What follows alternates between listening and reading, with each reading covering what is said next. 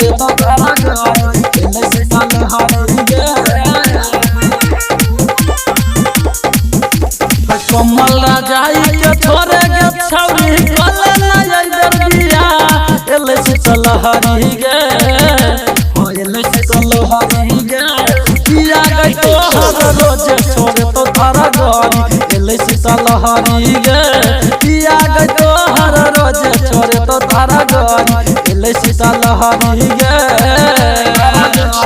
एले शीतल हरी गे presented by Chand Recording Studio, सेजिया पर जइबे जावा सैया जी के संग गे खाना दी भगाई दे दौ छौरी अंग अंग गे छौरी अंग सेजिया पर जइबे जावा सैया जी के संग गे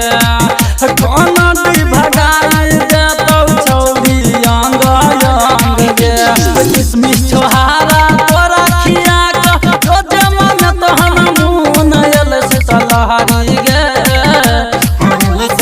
हरी गे किया गई तो हर रोज छोड़े तो तारा गई एले शीतल हरी गे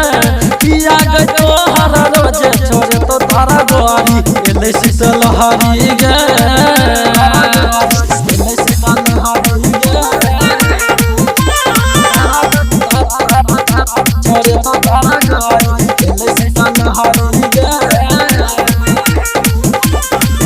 ठीक भर प्यारा मिलतौ तोरा सजन के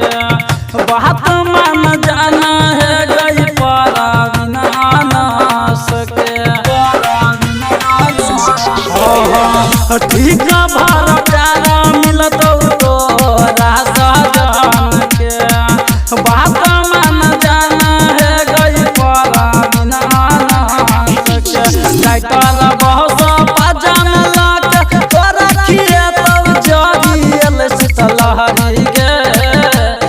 हरी गे किया गई तो हर रोज छोड़े तो तारा गई एले शीतल हरी गे किया गई तो हर रोज छोड़े तो तारा गई एले शीतल हरी